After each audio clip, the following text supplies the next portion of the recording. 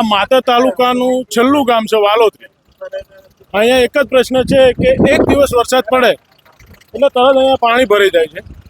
જે પાણી આગળ નિકાસ મોટો કાંસ છે, નાનો કાંસ છે, પાણી ખેંચી નથી શકતું, જેની સાફ સફાઈ નથી થઈ। અને અમારું કહેવાનું એવું છે કે આ નિકાસ જે કાંસ પાણી ખેંચે છે એ ઊંડા કરો અને પાણી આગળ નીકળે એવી વ્યવસ્થા કરો। આ 3 દિવસથી વરસાદ પડ્યો છે, ડાંગર રોપી દીધી છે, છતાં ડાંગરનું નામો નિશાન નથી અને દર વર્ષે આની આ પરિસ્થિતિ થાય છે।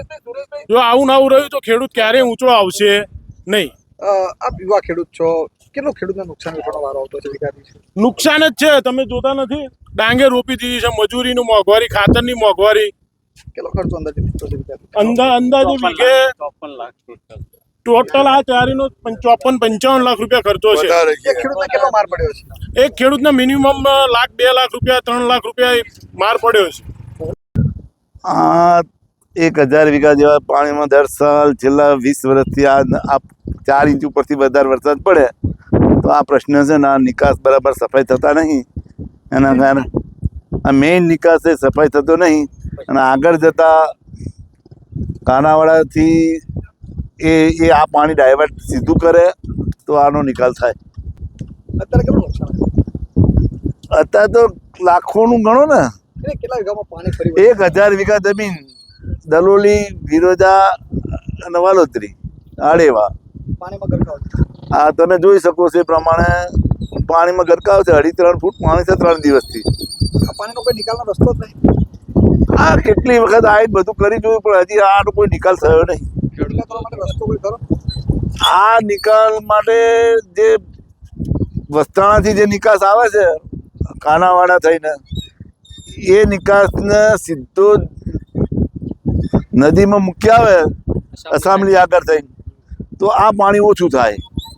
બીજું કે આ નિકાસને સાફ સફાઈ વધારે કરવી પડશે।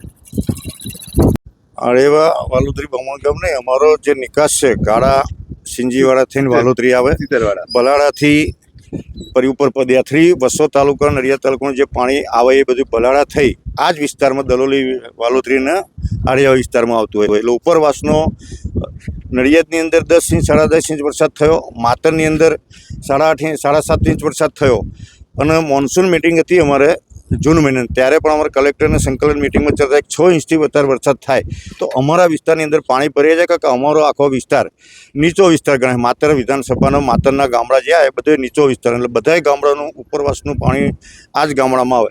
એટલે ખેડૂતો જ્યારે વરસાદ 6 ઇંચથી વધારે થાય એટલે આ બધા વિસ્તારમાં પાણી 3 થી 4 ફૂટ, અમુક જગ્યાએ 6 ફૂટ પાણી ભરી જતું હોય એટલે ખેડૂતને મુશ્કેલી પડતી હોય।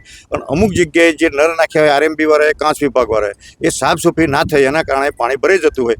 પણ રજૂઆત કરેલી, કાંસ બધાએ સાફ કરવાની મંજૂરી આપી દીધેલી, પણ સંજોગો વરસાદ, કુદરતી વરસાદ વહેલો આવ્યો એને બધા કાંસ સાફ થયા નહીં તો આવતી સાલ વહેલી તકે બધા કાંસ સાફ કરાવી અને વ્યવસ્થિત આયોજન થાય। અત્યારે જે વ્યવસ્થા થાય એ પણ ખેડૂતો જોડે ચર્ચા કરી, RMBના નારા હોય એ ખોલવાનું કહ્યું અને કાંસ વિભાગ જોડે પણ ચર્ચા થઈ કે ભાઈ એમને જે અંદર ભરાયું હોય એ કાઢીને પાણીનો નિકાલ વહેલી તકે કરે એવી રજૂઆત કરીને ચર્ચા કરીને અધિકારીને સૂચના આપી છે।